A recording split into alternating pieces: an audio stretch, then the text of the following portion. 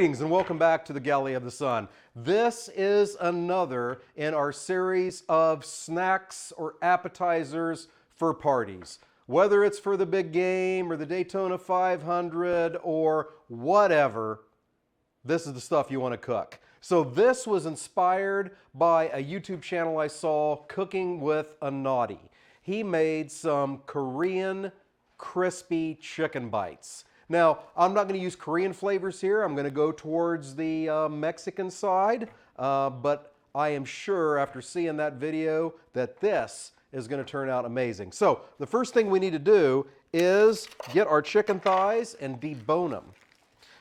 So you would think to yourself, why would you get bone-in chicken thighs to cut the bone out of it? Because they sell boneless chicken thighs. They do. But they're boneless, skinless chicken thighs. And the skin plays an important part in the crispiness. So we want to get that skin, but we don't want the bone. We don't want the bone. Okay, so what I'm going to do here is find the bone. This is a weird episode. And then I'm going to cut gently along it and remove the bone with keeping as much meat as I can. So you need a good sharp knife for this, and it's going to take a million cuts. It probably is not going to end up pretty at the end, but that's okay. Then we're going to take this chicken thigh and cut it into bite-sized chunks.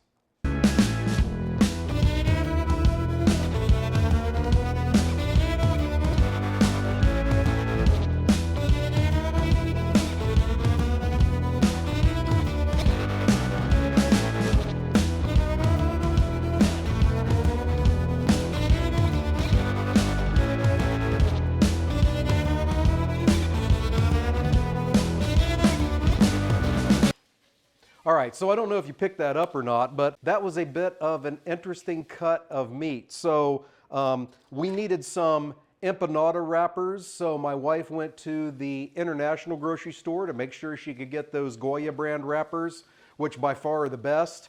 And when she was there, she knew I needed chicken thighs for this, so she picked them up. Vice what you normally get in the grocery store with a bone-in chicken thigh with just one thigh bone in there. This also had a good amount of the backbone in there too. A little bit harder to cut around than what you would normally find in a grocery store in the States, but it still worked out. We got what we needed. So now we're going to take a look at the chicken pieces we have here.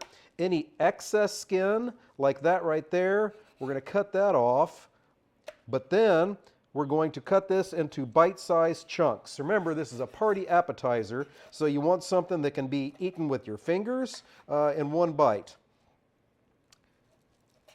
Getting that cut to maintain that skin on there.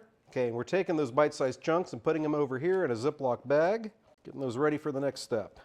All right, thighs are all deboned, they're chopped into bite-sized pieces. Now we're going to put some of this apple chipotle Sweetwater Spice Company brine on those chicken. We're going to use equal parts of the brine and water. Then we're going to let these set overnight. It's a good amount there. I'm going to put the equal amount parts of water, get that in the fridge, and tomorrow we'll do the rest of the recipe. See you then.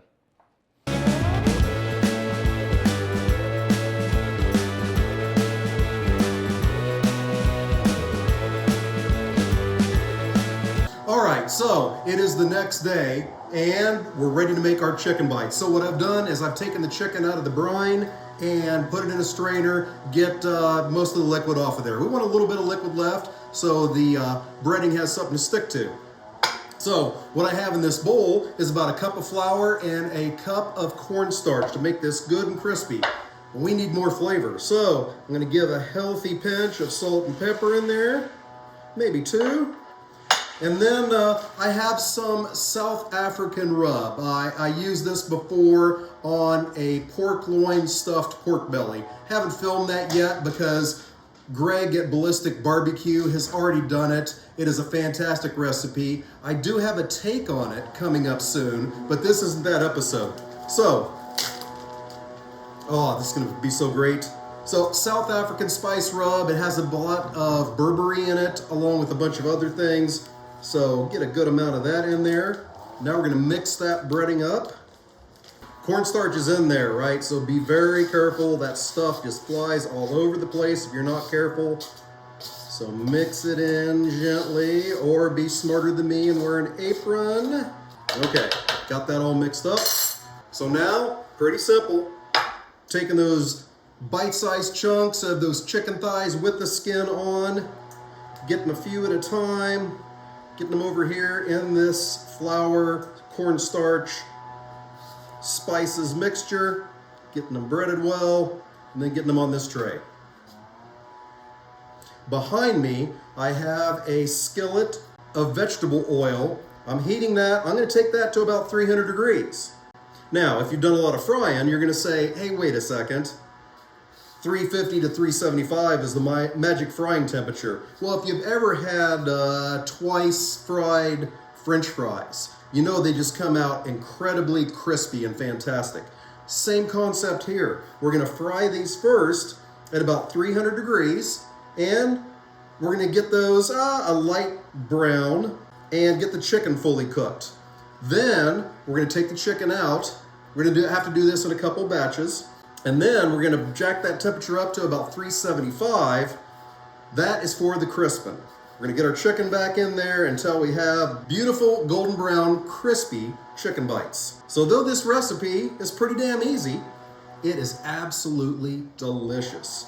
And your party goers will absolutely love these things. This is like an executive chicken nugget is what it is. A great chipotle apple taste from the brine, the crispiness of the skin, and that little extra with that South African rub mixed in with your breading. All right, got them all. Now, to the stove.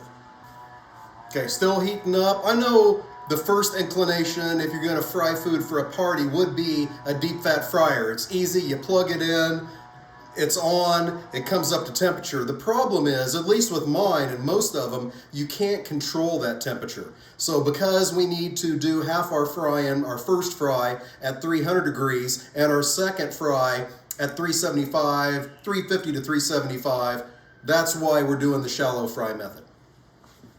Check your oil after every batch.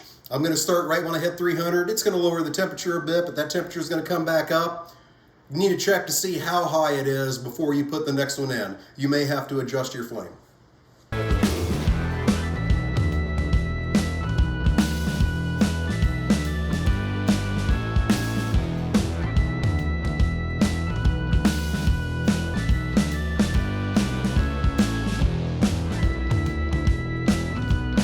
The first fry is done on everything. The oil is 375 now. So now we get these into the fryer a second time, and I can tell that they're not crispy right now, but that's what this time is for. Take your time, go in batches, because you don't want to lower that temperature of the oil too low. You want to maintain above 350 if you can. That is what's going to give you your crispiness. And also you want to flip them, because you can see here, some of the surfaces are above the oil. We're going to want to flip those over and make sure we get everything equally incredibly crispy.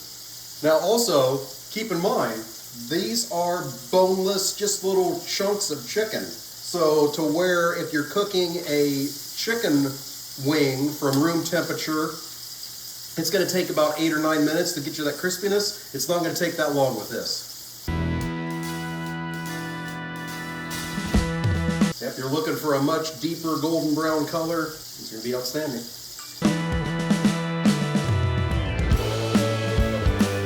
So as I cooked those for about, 3 minutes or so, my oil temperature went from 375 down to 350. So we're going to take our time, let that get up to about 375 again, and then do the next batch. Your patience will be rewarded. Remember, if you're liking what you're seeing, there's a button for that. It's called the like button. Hit that. There's also a subscribe button. It'll let you know when we release every one of our videos. So you can be there at 0800 Mountain Standard Time on Mondays and Thursdays and see, you could be one of the first ones to see what we're doing next. That's exciting. Go for it. We entertain a lot here at the Galley of the Sun, so we would love to hear what is your go-to party foods. Let us know down in the comments. Maybe we'll give it a try. The last bit of chicken bites are in the oil, finishing up, and I'll tell you, I cheated, of course. I tried one. They came out absolutely excellent, but you know, this is the internet. I don't expect you to believe me. Holy crap! Oh, crazy hot. Absolute winner. It was easy. It was cheap. Definitely a go-to party bite. So make sure you give that a try. Thank you so much for joining us. And until next time, fair winds and following seas.